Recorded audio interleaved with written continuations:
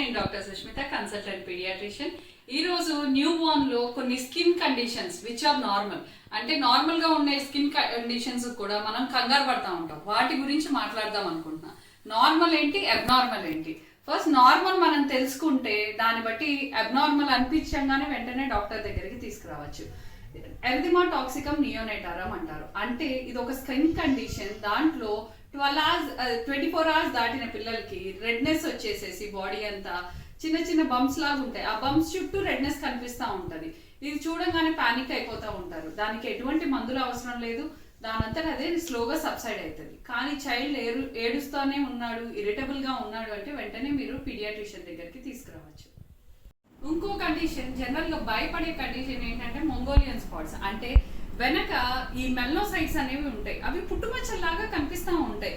కంగారు పడిపోయి మా బేబీకి ఇంకా ఇంతే ఉండిపోతుందా అంటారు. అది యూజువల్ గా బేబీ గ్రో అయ్యే కొద్దీ తగ్గిపోద్ది. అది యూజువల్ గా మీ బటక్ రీజియన్ లో, బ్యాక్ రీజియన్ లో ఎక్కువగా కనిపిస్తూ ఉంటాయి.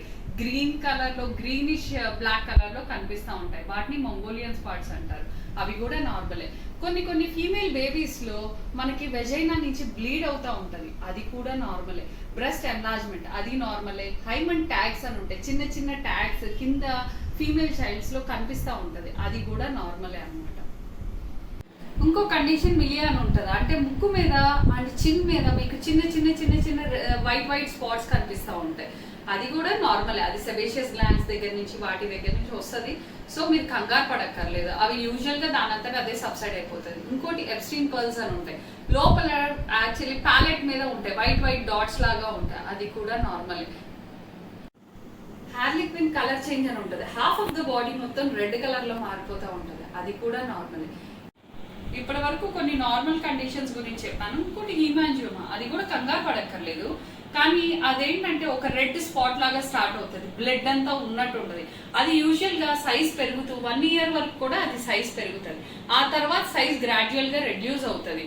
దాని గురించి మనం సపరేట్ గా ఇప్పటి నుంచే ఏం ట్రీట్మెంట్ తీసుకోవక్కర్లేదు. అన్లెస్ అది ఒక్కసారిగా సైజ్ ఎన్లార్జ్ అయింది అన్నప్పుడే దాన్ని పీడియాట్రిషియన్ కి చూపించి ఫర్దర్ కేర్ అనేది తీసుకోవాలి.